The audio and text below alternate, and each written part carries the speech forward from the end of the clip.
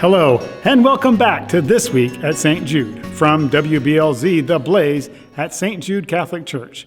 I'm Darrell Wilson, your host.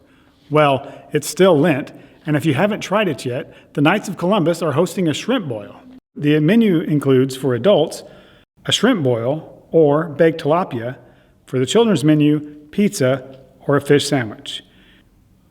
You can pre-order online by noon every Friday, and pickup is between 4:30 p.m. and 6 p.m. Father Hanahan was our homilist at the 9:30 a.m. Mass. And when I say prayer, I mean deep prayer. You know, when different theologians talk about prayer, they talk about levels of prayer. You know, there's vocal prayer, there's meditative prayer, there's contemplative prayer.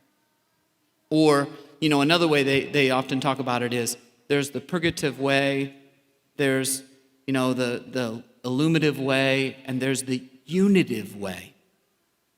Let me read to you about the unitive way.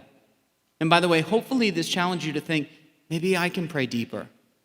Maybe I can get those moments of transfiguration. Let me read. This is from Pope St. John Paul II on the unitive way. And by the way, this is why I truly believe, this is why people think totally different about religion. Because if we can get people to this type of understanding of prayer, changes everything.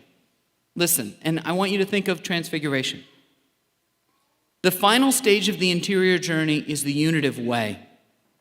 When the soul experiences a special union with God, this union is realized in contemplation of the divine being and in the experience of love which flows from it with growing intensity.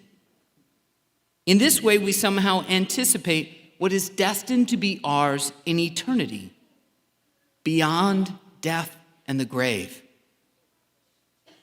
Do you see what that prayer is?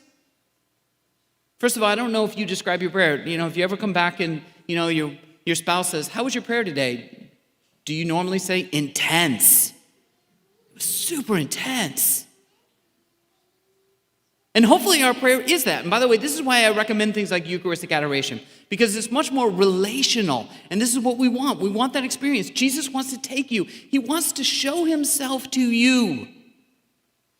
And ultimately, he wants you to show yourself to him. Now, another way, and I'm not sure who it is. I think it might be Teresa of Avila, but I'm not positive. You talk about contemplative prayer. You talk about hearts joining together. Right? And why would Jesus give us this? So that you even see that. So that we see beyond the grave. So that we don't just see this and say, "I can't do it." We see this and say, "This is the act of love leading me to glory.